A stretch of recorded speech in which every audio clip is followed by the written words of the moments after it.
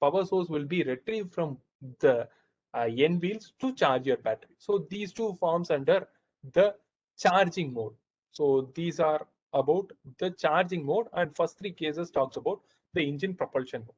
And these are the different types of power source transmission for the internal combustion engine in case of series hybrid. And next, talking about the parallel hybrid drivetrain. So the word parallel refers to that the torque from both the electric machine is added to the torque from internal combustion engine, and the total torque propels the vehicles. So in case of parallel hybrid, here the two power sources can be operated separately, or the two power sources can be used effectively to propel your vehicle. And this secondary power source can be placed at different points in case of your existing internal combustion engine. It can be placed before the ICE, or before the clutch, after the clutch, and after the gearbox, or exactly on the end wheels. So these are the different points at which the internal combustion engine, the electric motor is allowed to place in case of your parallel hybrid. And in this case, first it is placed initially before the internal combustion engine. You can just see the battery and inverter followed by an electric motor. So the electric motor is coupled with a pulley drive, and that rotation is given to your internal combustion engine. After that, you will have a clutch and a gearbox. And next one is before the clutch. The same setup is placed before the clutch, and in the next classification, it would be after the clutch. And after the gearbox, followed by at the N wheels. So these are the major 5 classifications of power flow in your parallel hybrid drivetrain. So in case of making use of a Shanghai power flow diagram, so the maximum power from the internal combustion engine would be wasted because of heat and the transmission to the clutch. And after that, it would be transferred to the gearbox. At the gearbox, there would be certain losses, and this part mentioned talks about the losses, and that particular energy would be transferred to the battery. In case of pure internal combustion engine mode, this won't supply any additional power, but there would be certain minimal losses for the battery and the inverter because it is just connected through a pulley drive, and the overall power source will be given to an N wheels in case of your pure internal combustion engine. And next is internal combustion engine plus battery. In this case, this is the total power source from the internal combustion engine. Certain would be lost because of heat and the transmission to connecting the internal combustion engine to the clutch. And after, there would be a certain amount of power loss when connected to the gearbox. And in this case, when it is allowed to get combined with the battery source, you can just see there is an additional of excess power in this particular case. So this is the power from internal combustion engine, and this is the power from your electric motor. So a certain amount of power would be added to this, and this would be combinedly used to assist your internal combustion in the N wheels vehicle propulsion. And the next one is charging. So in case of charging, all these stories would be repeated back from the internal combustion engine.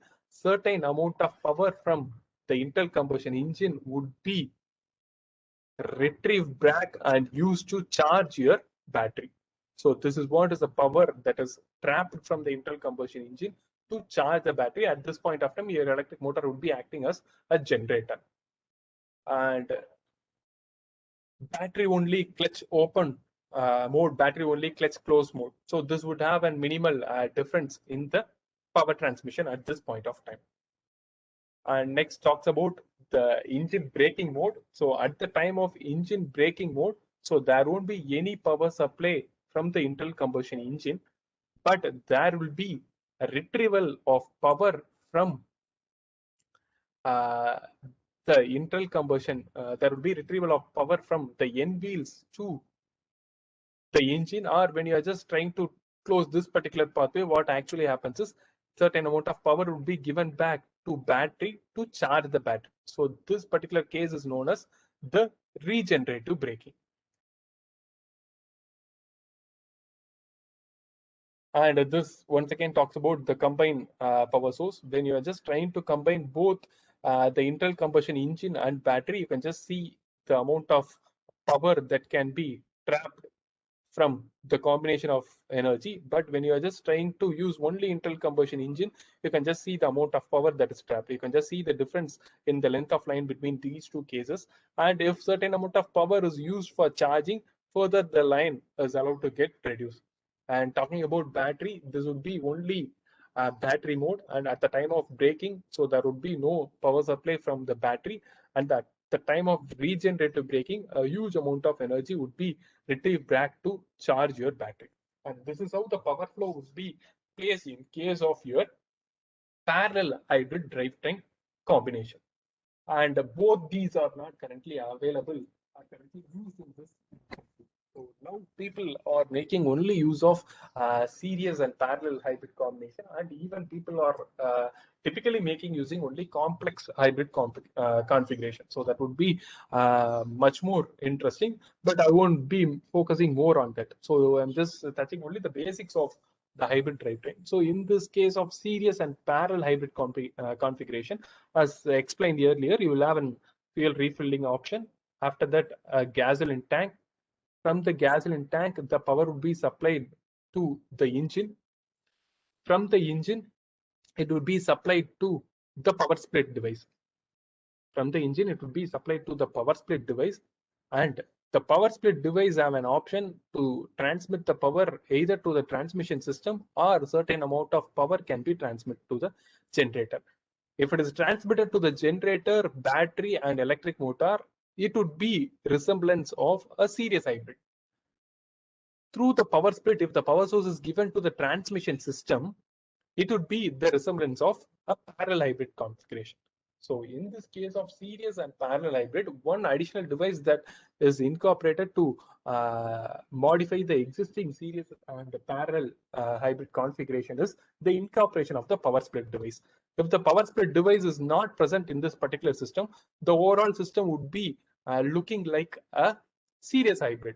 And once a power split device is incorporated and certain amount of power is transferred to the transmission system, and from which you can just trap certain amount of power to a generator, then it would be looking like a series and parallel hybrid configuration. So as explained earlier, the mass production unit of first hybrid vehicle was made by Toyota Pyrus. Even Toyota Pyrus make use of this series and parallel hybrid configuration since 1977.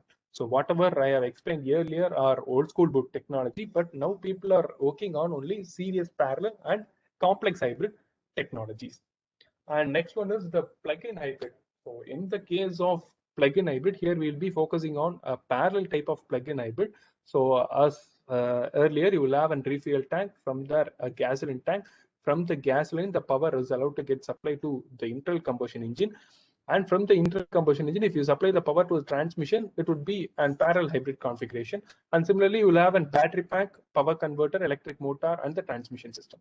It is nothing but a parallel hybrid configuration. Apart from that, if you are having an onboard charging point, then it is known as plug-in type parallel hybrid configuration setup. So this is the existing parallel hybrid configuration setup, in that you are having an additional option to plug-in type of charging your battery.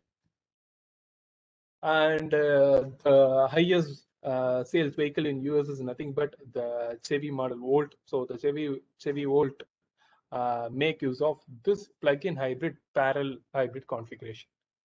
And next is the battery electric vehicle. In case of battery electric vehicle, you won't have the role of internal combustion engine at all. So you'll have an onboard charger, and you will have a power converter, and you will have a huge amount of battery pack under the driver's seat and the co-passenger seat.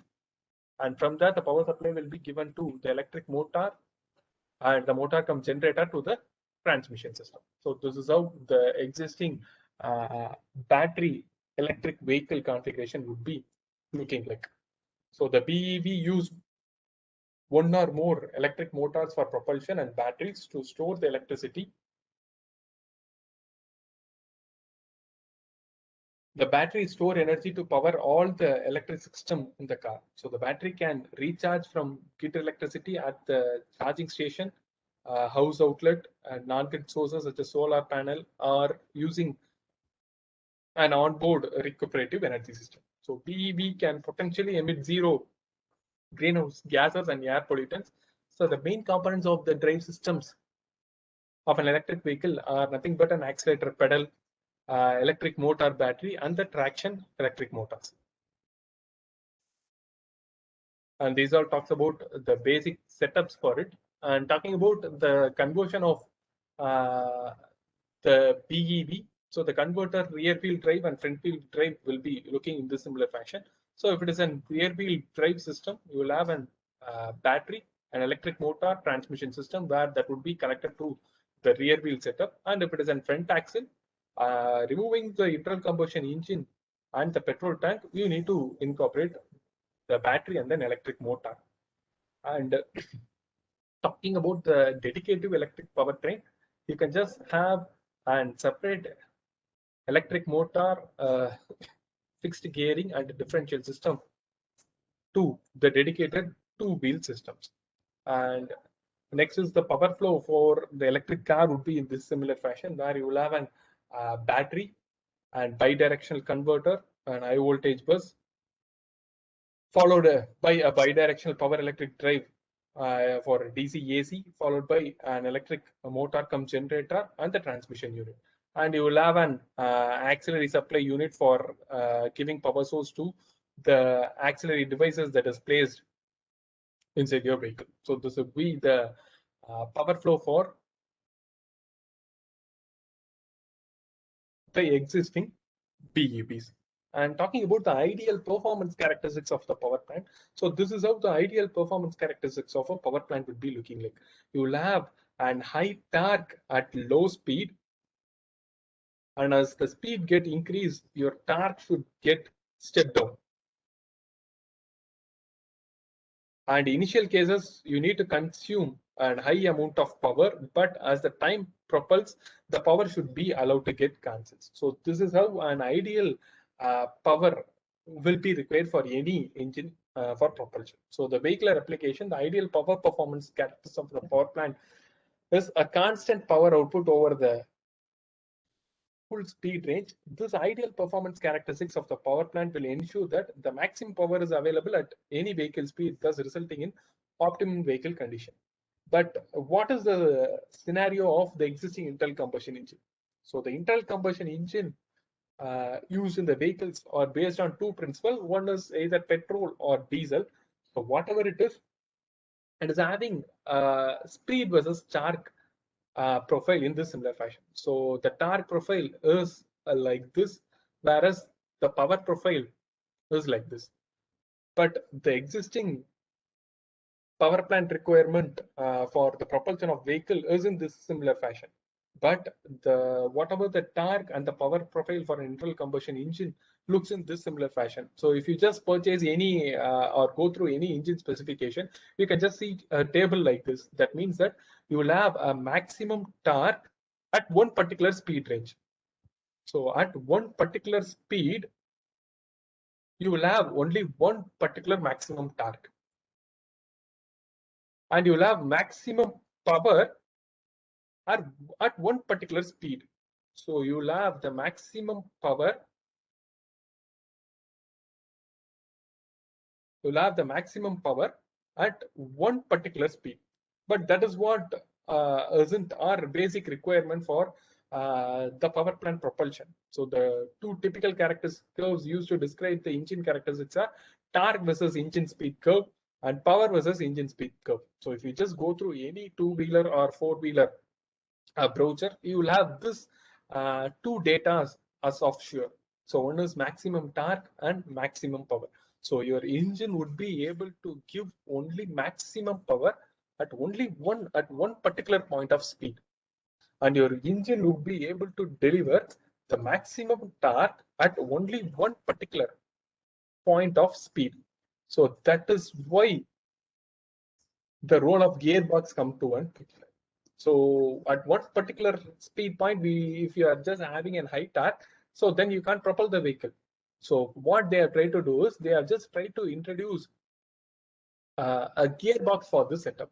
So unlike the electric motor, the internal combustion engine cannot produce torque at zero speed. So